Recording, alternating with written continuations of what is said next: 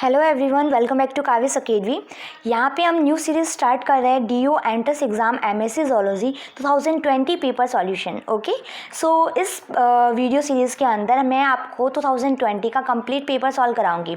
तो ये part first है एंड इस पार्ट फर्स्ट के अंदर हम डिस्कस करेंगे क्वेश्चन नंबर 1 से लेके 20 तक। फिर उसके बाद पार्ट सेकेंड आएगा, थर्ड आएगा, ऐसे करके आपके टोटल 5 पार्ट्स आएंगे एंड इस पूरे 5 पार्ट्स के अंदर हम 2020 का कंप्लीट पेपर को सॉल्व करेंगे। ओके, सो यहाँ पे अगर आप मेरे चैनल पे न्यू है तो मैं आपको बता देती हूँ, मेरे इस चैनल पे आपको 2014 से लेके 2019 तक कंप्लीट वीडियो सीरीज़ अवेलेबल है।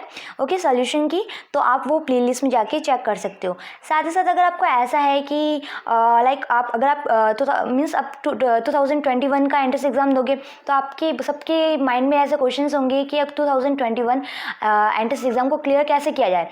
तो उसकी भी वही है कि उसकी भी टॉपर्स की वीडियोस मैंने बनाई है जो 2020 के अंदर टॉप रैंकर्स है, तो उन सब की वीडियो सीरीज़ अवेलेबल है। तो वो भी आप प्लेलिस्ट में जाके चेक कर लेना, उनका देखना क्या स्ट्रेटेजी थी, कैसे उनकी रैंक आई। एक चीज़ सब में कॉमन है, ये है कि जिस स्टूडेंट का डीयू के अंदर हुआ है उसका बीएचयू के अंदर भी अच्छी रैंक है, लाइक सेंट्रल यूनिवर्सिटी के अंदर भी अच्छी रैंक है।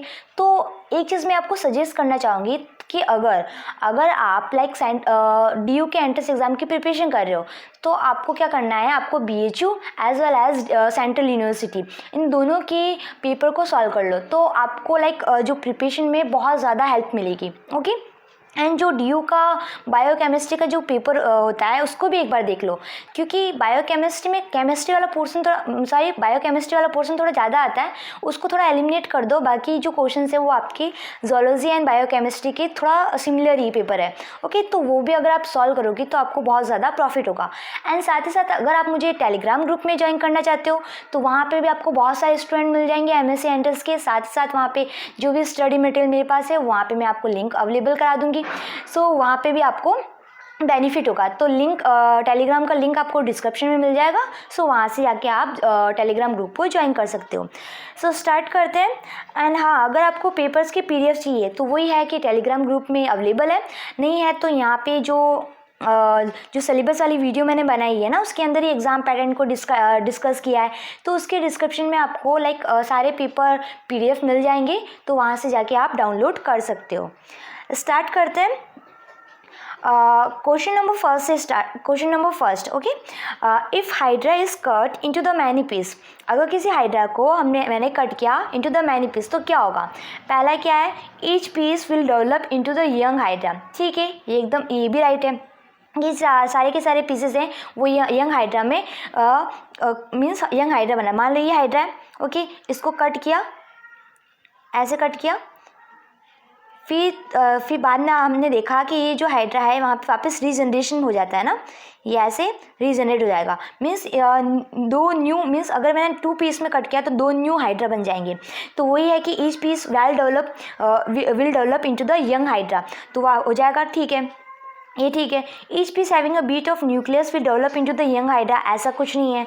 Each piece having a bit of ectoderm and the endoderms, आपको एक will gradually develop into the young hydra, तो ये ऑप्शन आपका एकदम करेक्ट है। ओके, 4 ऑप्शन क्या है, ईच पीस विल डाई, कि सारे के सारे पीस डाई हो जाएंगे, तो ऐसा कुछ नहीं होता है, सबके सब पीस वापस रीजनरेट हो जाएंगे। ओके, एंड यंग हाइड्रा का फॉर्मेशन हो जाएगा। तो यहाँ पे जो फर्स्ट के कंपेयर में थर्ड वाला जो ऑप्शन है वो ज़्यादा अप्रोप्रिएट आंसर है। सो ऑप्शन नंबर थर्ड होगा आपका यहाँ पे करेक्ट। जो हाइड्रा होता है उसके पास 2 एपिथेलियल सेल्स होती है, कितनी 2, एंड उसके पास 2 एपिथेलियल सेल्स होती है, बट जो मेसोडर्म सेल्स होती है वो इसके अंदर एब्सेंट होती है। जो एपिथेलियल सेल्स है वो 2 जर्म्स ले रहा है, एक्टोडर्म एंड द एंडोडर्म्स। ओके, तो वही है, तो यहाँ पे इसलिए आपका जो आंसर होगा that is option number third. तो ये जो क्वेश्चन है ना, रीजनरेशन, ये जो रीजनरेशन वाला जो टॉपिक है, कितने टाइप्स के रीजनरेशन होते हैं और उसके एग्जांपल्स क्या है, उनकी इनका फिनोमिना कैसे होता है, कैसे क्या चीज़ होती है, तो उनके सारे एग्जांपल्स एंड रीजनरेशन के टाइप, ये सारा आप एक बार अच्छे से देख लेना, ये टॉपिक बहुत ज़्यादा इंपॉर्टेंट है। ओके, सो ऑप्शन नंबर आपका होगा third correct. Now question number second, botryoidal tissue is found in, तो ये जो टिश्यू होता है ये आपका होता है जो जो लीच होता है उसके अंदर होता है। सो ऑप्शन नंबर आपका होगा third correct. Okay, now question number 3 the excretory organ in the हर्मानिया इज, जो हर्मानिया होता है उसके अंदर जो एक्सक्रीटरी ऑर्गन्स होता है वो होती है न्यूरल ग्लैंड। कैसी होती है? Neural gland. ये जो न्यूरल ग्लैंड है ये इस टाइप की दिख रही है, ये डायग्राम दिख रहा है, यहाँ पे आपको न्यूरल ग्लैंड आपको दिखाई देगी। ओके, तो ये क्या है? ये वहाँ इसका एक्सक्रीटरी ऑर्गन है। तो यहाँ पे ये जो न्यूरल ग्लैंड है इसका जो पोजीशन होता है वो ब्रेन के अंदर होता है, present about the brain in the brain के ऊपर होता है। Okay, and present in the mantle. So आपका जो आंसर है that is the option number 3। वही चीज़ होती है कि जो एक्सक्रीटरी ऑर्गन है, कौन कौन सा ऑर्गेनिज्म में क्या क्या एक्सक्रीटरी ऑर्गन है, ये जो टॉपिक है बहुत ज़्यादा इंपॉर्टेंट है। तो आपको क्या करना होगा, इन सारे टॉपिक्स की लिस्ट बना लो, किस किस ऑर्गेनिज्म में कौन कौन से एक्सक्रीटरी ऑर्गन्स होते हैं एंड क्या क्या उनको नाम से जाना जाता है। तो अगर आपने इतना कर लिया ना, आप मीन्स एक क्वेश्चन तो आपको इस टाइप का मिल ही जाएगा। ओके, सो ऑप्शन नंबर आपका होगा 3rd करेक्ट। एंड ये जो न्यूरल ग्लैंड है वो मीन्स न्यूरल ग्लैंड ये एक्सक्रीटरी ऑर्गन जैसे तो वर्क करती है, एज वेल एज ये हार्मोन्स का सिक्रेशन भी करती है। ओके, सो ऑप्शन नंबर 3 होगा आपका correct. Now question number 4, Aristotle lantern is found in. ये जो एरिस्टोटल लाल्टेन, तो पहली चीज़ तो ये आती है, इसको एरिस्टोटल लाल्टेन क्यों बोला जाता है? क्योंकि ये जो इसका जो शेप है वो लाल्टेन जैसा होता है ना। एरिस्टोटल साइंटिस्ट ने इसको मीन्स डिस्कवरी की, एंड ये जो लाल्टेन टाइप का इसका स्ट्रक्चर है इस वजह से उसको बोलते हैं एरिस्टोटल्स लाल्टेन। ओके, एंड ये क्या है? तो ये जो है ये किसके अंदर प्रेजेंट होता है? ये जो इकाइनस है, सी अर्चिन है ना, उनके अंदर प्रेजेंट होता है।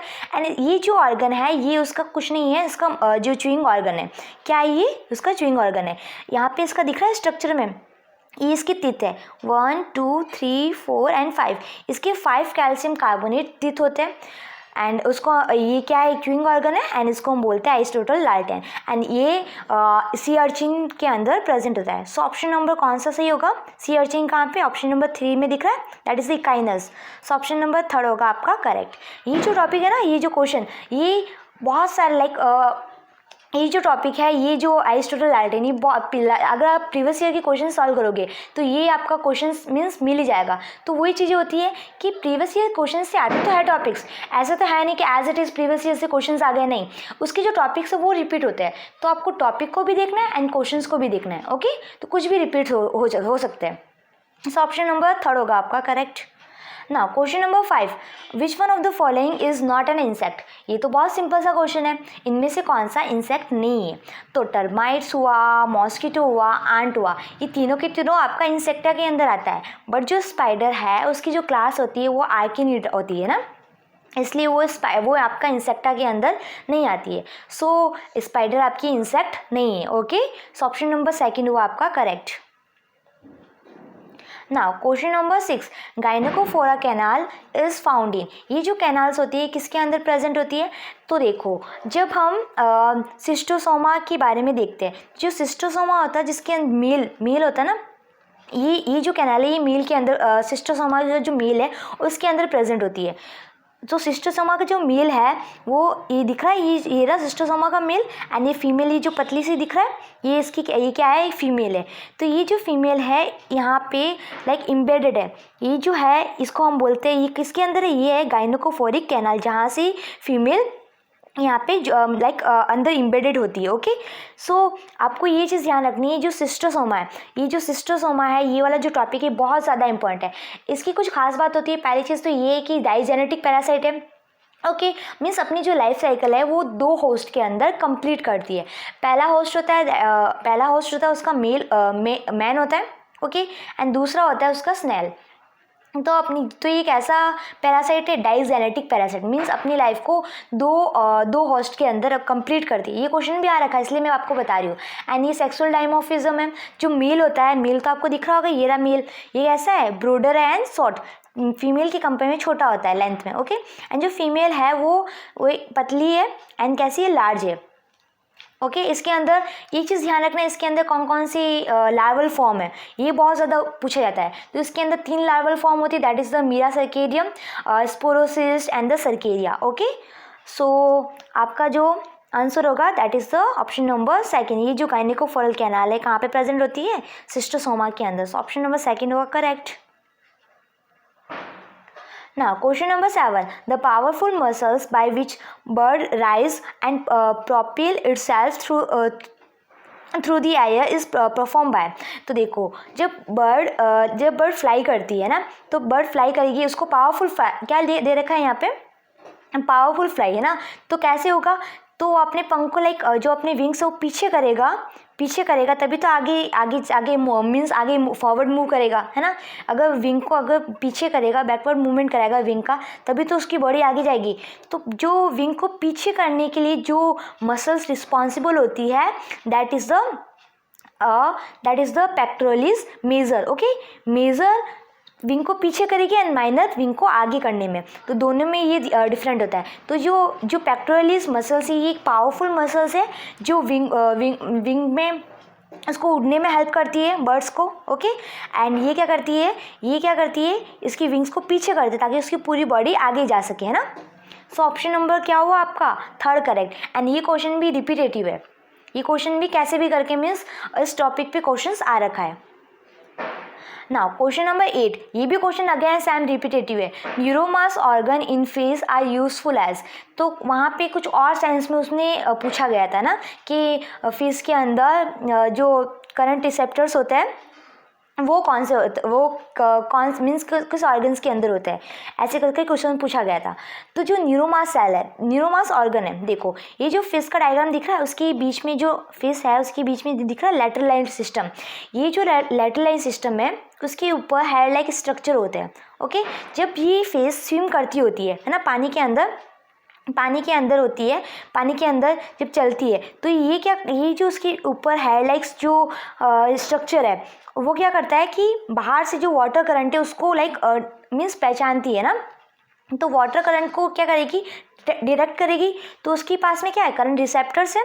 ओके, करंट रिसेप्टर्स को लाइक करेगी। तो यहाँ पे ये जो न्यूरोमास ऑर्गन है, ये जो सीलिया है, ये जो हेयर लाइक स्ट्रक्चर है सीलिया, ये कनेक्ट होता है नर्व सेल से। वो फिर माइंड को सिग्नल देगी, फिर पता चलता है कि हाँ इस डायरेक्शन में मूव करना है, इस डायरेक्शन में मूव करना है। वाटर करंट को डिटेक्ट करती है। या फिर कोई भी एनिमीज अगर कोई आसपास आया तो वो भी उससे लाइक उसको पहचान मीन्स वो आइडेंटिफाई कर लेती है। तो ये क्या है, neuromast organ in the face is useful as, किस लिए यूज़ करती है, as a current receptors. Okay, water current receptors. Okay, so option number first हुआ आपका correct.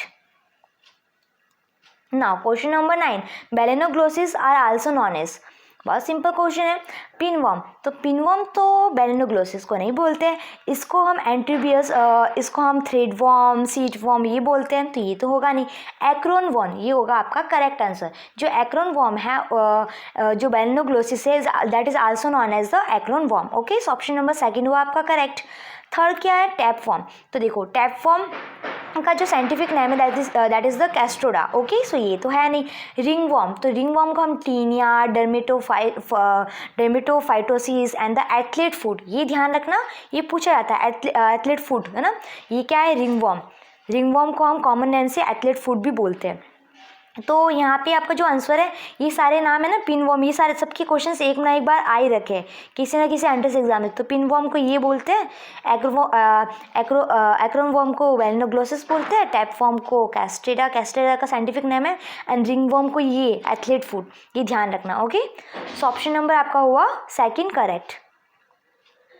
Now question number 10, in rabbit sigmoid notch is present in, देखो जो rabbit हुआ, ये फाउल हुआ, इन सबकी जो बॉन्स है, इनके बारे में थोड़ा ऑस्टियोलॉजी है, इनकी बॉन्स के बारे में ना, बर्ड्स की बॉन्स, तो इनके बारे में थोड़ा अच्छा खासा नॉलेज ले लेना, क्योंकि इनके बारे में इसके बारे में पूछा जाता है। तो यहाँ पे क्या पूछा गया, सिग्मोइड नॉच। तो जो रैबिट के अंदर जो रेडियस अल्ना है ना, रेडियस अल्ना, जब आप सबका डायग्राम देखोगे, जब रेडियस अल्ना का डायग्राम देखोगे तो वहाँ पे ये इस टाइप का होगा। तो ये वाला जो है ना एरिया, ये बॉन इस टाइप की होगी, ये वाला जो एरिया है ना, इसको हम बोलते हैं सिग्मोइड नॉच। ओके, तो सिग्मोइड नॉच किसके अंदर प्रेजेंट होती है, रेडियस अल्ना के अंदर, रैबिट की बोन है। ओके, सो ऑप्शन नंबर आपका होगा 4th करेक्ट।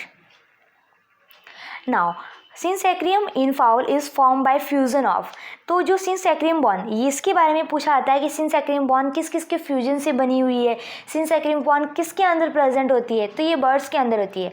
तो बर्ड के अंदर, फाउल के अंदर क्या है कि ये जो 8 बॉन्ड है वो सबकी सब फ्यूज जाती है, सेंट्रम आता है। ओके, प्री ज़ाइगोफाइसिस आता है, फ्यूज थोरेसिक वर्टिब्रा, तो थोरेसिक ये रहा, थोरेसिक वर्टिब्रा फ्यूज है। फिर क्या दे रखा है, लंबर वर्टिब्रा, तो लंबर वर्टिब्रा ये थोरेसिक एंड ये भी सही है। फिर क्या है आपका न्यूरल स्पाइन, तो न्यूरल स्पाइन यहाँ पे कुछ है नहीं। फिर क्या है सैक्रल वर्टिब्रा, तो सैक्रल वर्टिब्रा ये रहा, तो ये भी हो गया। फिर क्या है कॉर्डल वर्टिब्रा, तो ये रहा। तो ऑल ओवर चीज़ क्या है कि ये भी हो गया, ये भी हो गया, सैक्रिन भी हो गया, कॉर्डल वर्टिब्रा भी हो गया। मीन्स आपका जो मोस्ट अप्रोप्रिएट आंसर है that is option number 4। Okay, so option number 4 होगा आपका करेक्ट। ये ध्यान रखना है, ये डायग्राम अच्छे से रट लेना, इस डायग्राम के ऊपर काफ़ी ज़्यादा क्वेश्चंस पूछे जाते हैं। सो ऑप्शन नंबर 4 हुआ आपका करेक्ट।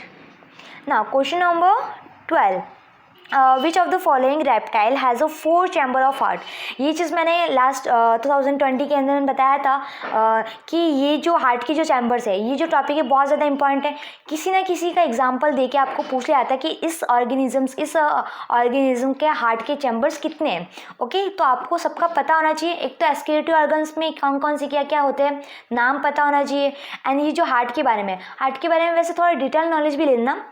पहले तो देखना कि सारे ऑर्गेनिज्म में क्या क्या हार्ट के चैम्बर्स होते हैं वो आपको पता होना चाहिए। साथ ही साथ जो ह्यूमन हार्ट है उसके बारे में थोड़ा डीप नॉलेज लेना, क्योंकि ह्यूमन हार्ट के बारे में कौन सी वैन किससे कनेक्ट है, कौन सा कब ओपन होता है, क्या चीज़ क्या है, तो वो काफ़ी ज़्यादा पूछा जाता है। ओके, तो ह्यूमन हार्ट का भी बेसिक आप मीन्स थोड़ा डीप नॉलेज लेना। Okay, so which of the following reptile has a 4 chamber of heart. तो कौन से रेप्टाइल के अंदर 4 चैम्बर है हार्ट के।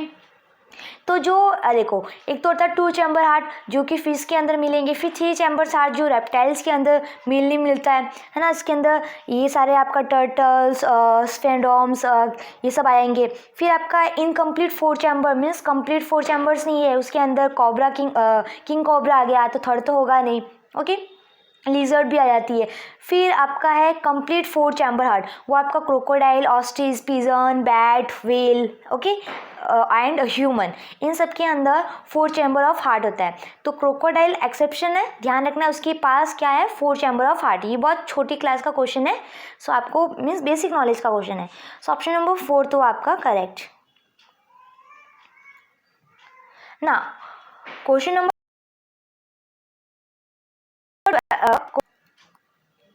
female Anopheles can be distinguished from female Culex because its sides। तो आपको क्या है, ये मॉस्किटो वाला जो टॉपिक है वो भी ज़्यादा इंपॉर्टेंट है, क्योंकि लास्ट टाइम भी इस टॉपिक के काफ़ी मीन्स इस टॉपिक से एक क्वेश्चन आई था।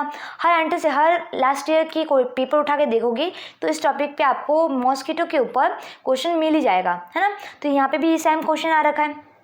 आपको ये ध्यान रखना है कि जो मॉस्किटो होते हैं वही Aedes mosquito, Anopheles mosquito and the Culex, तो इन तीनों के बारे में बेसिक डिफरेंट क्या है। ओके, तो यहाँ पे एंगल पूछा गया विद सबटेम, तो यहाँ पे एनाफिलस के कंपेयर में एनाफिलस क्यूलेक्स से डिफरेंट क्यों है, क्योंकि एनाफिलस को 45 डिग्री एंगल होता है उसका, क्यूलेक्स का तो पैरेलल होता है, बट जो एनाफिलस है उसका थोड़ा 45 डिग्री का एंगल होता है। मीन्स राइट एंगल तो होगा नहीं, तो राइट एंगल यहाँ पे राइट एंगल दे रखा है, ये तो होगा नहीं।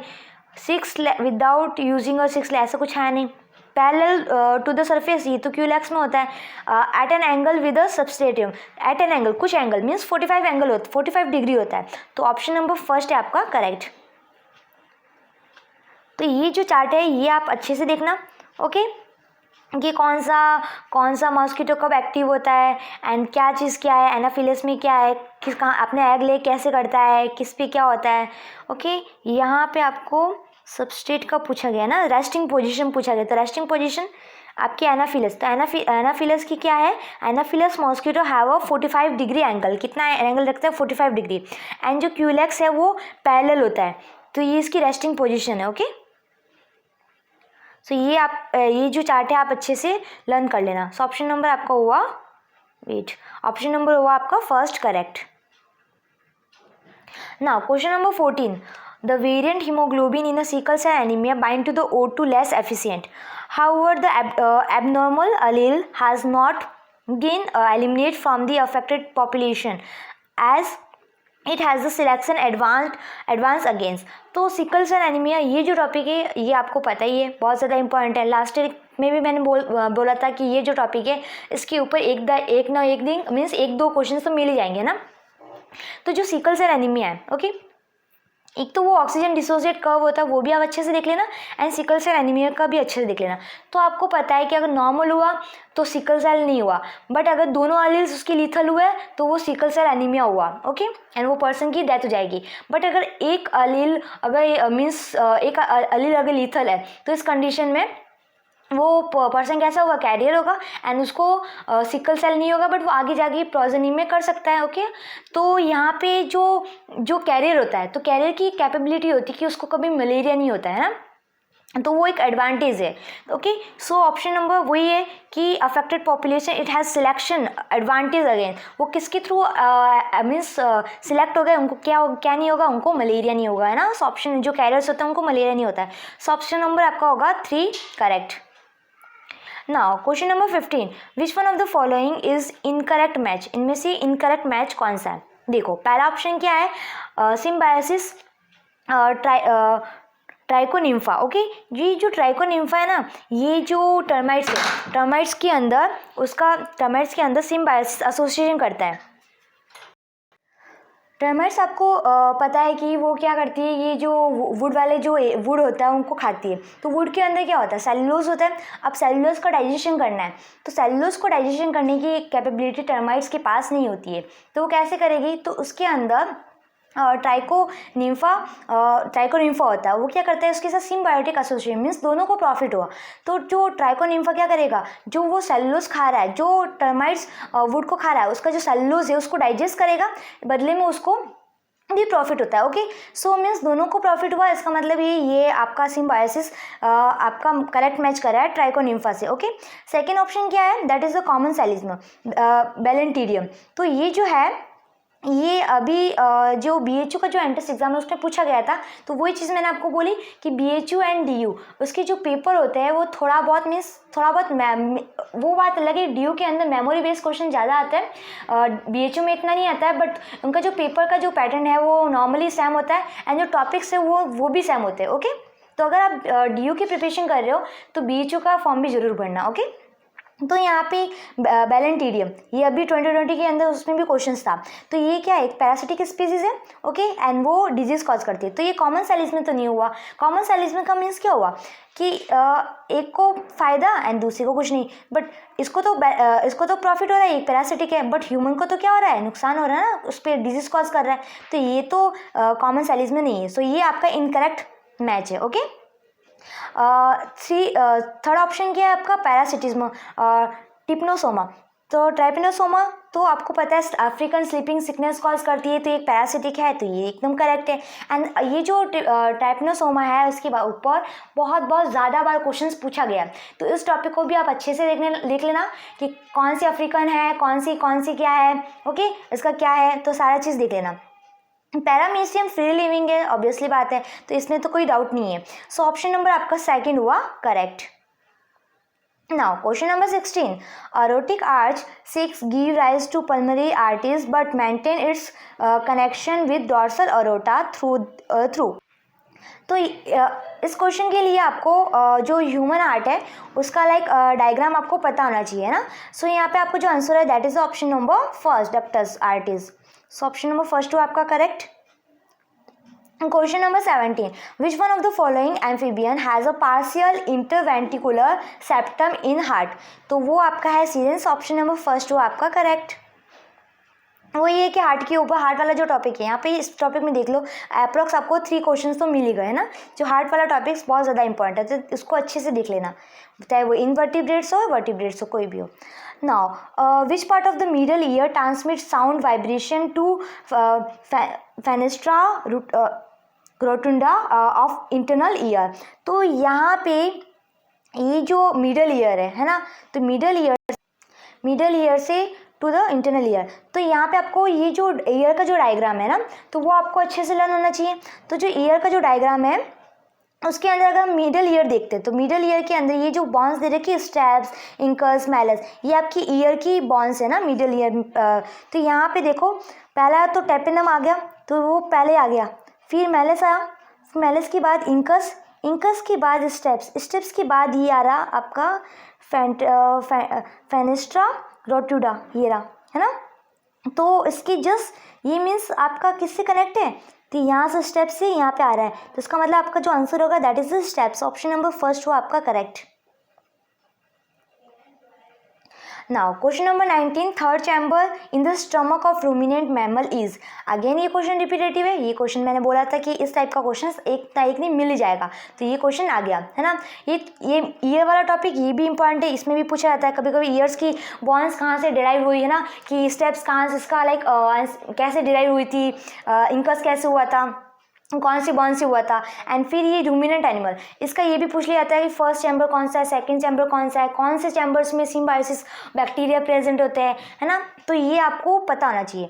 तो पहला देखते हैं, ये जो रूमिनेंट एनिमल है, रूमिनेंट एनिमल में 4 चैम्बर्स होते हैं स्टमक के। ओके, जो पहला चैम्बर है that is the Roman. Okay, ये रहा रूमन, ये कौन सा है, फर्स्ट है।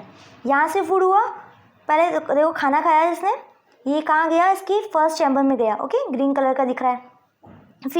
फिर ये रूमन से होते हुए कहाँ पे आया, रूमन से होते हुए सेकंड यहाँ पे हुआ रेक्टिकुलम। तो ये जो है ये कैसे हो गया, सेकंड चैम्बर हुआ।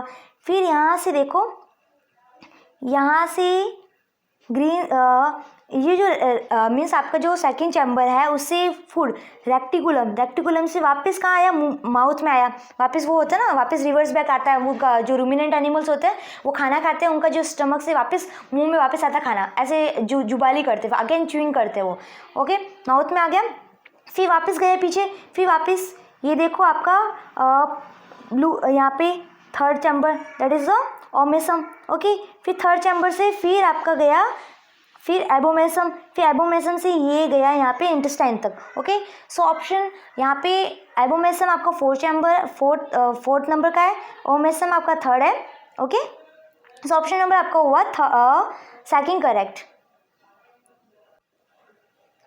ना question number 20, the type of जो सस्पेंसोरियन इन साइकिस। तो यहाँ पे ये क्वेश्चन भी अगेन रिपीटेटिव है। देखो टॉपिक्स वही है, मैंने ये चीज़ बोली कि आपको जो टॉपिक्स है उसको अच्छे से देखना है। इस टाइप का क्वेश्चन भी आपको मिल जाएगा प्रीवियस ईयर पेपर में। तो जो ऑफ सस्पेंसोरियस है इन साइक इज टाइप ऑफ जो ऑफ सस्पेंसोरियस, तो आपको ये टाइप्स पता होना चाहिए। ओके, तो यहाँ पे किसके बारे में पूछा गया है, सार्क के बारे में। तो सार्क में जो होता है दैट इज द कौन सा टाइप का होता है, that is the hyostylic type. Okay, so option number आपका हुआ थर्ड करेक्ट। सो ये जो टॉपिक है टाइप ऑफ जो ऑफ सस्पेंसर, इसको भी अच्छे से देख लेना। तो इस वीडियो के अंदर हमने एटलीस्ट मीन्स 20 क्वेश्चंस डिस्कस किए। 20 क्वेश्चंस डिस्कस करने का मतलब क्या हुआ, आपको 20 टॉपिक्स इंपॉर्टेंट टॉपिक्स पता चले। ओके, 20 नहीं उससे भी ज़्यादा पता चलेंगे, क्योंकि जो ऑप्शंस है उसके अंदर भी आपको मूव करना है, उसके एग्जांपल्स भी देखने हैं आपको। ओके, अगर आप ऐसे अपनी प्रिपरेशन को रखोगे ना तो आपका जो एंट्रेंस एग्जाम है ईजिली क्रैक हो जाएगा। ओके, तो आप देख लेना जो भी टॉपर्स है, लाइक जिसकी top rank, second rank, third rank है ना, जो अच्छी रैंक्स आई है, तो उनकी सारी टॉपर्स की वीडियोस होगी, तो आप वो भी देख लेना उनकी क्या स्ट्रैटेजी थी, क्या उन्होंने फॉलो किया। तो वो भी आपको ये सजेस्ट करेंगे कि क्वेश्चंस में से आप टॉपिक्स को पढ़ो। ये चीज़ करोगे ना तो आपका एंट्रेंस एग्जाम अच्छे से क्लियर हो जाएगा। सो अगर आपको मेरा पेपर सॉल्यूशन पसंद आया तो वीडियो को लाइक करना एंड कमेंट में ज़रूर बताना। ओके, एंड अगर आपने मेरे चैनल पर फर्स्ट टाइम विजिट किया है then please subscribe my channel and share with your friends. So thank you so much for watching my video. Take care, bye bye.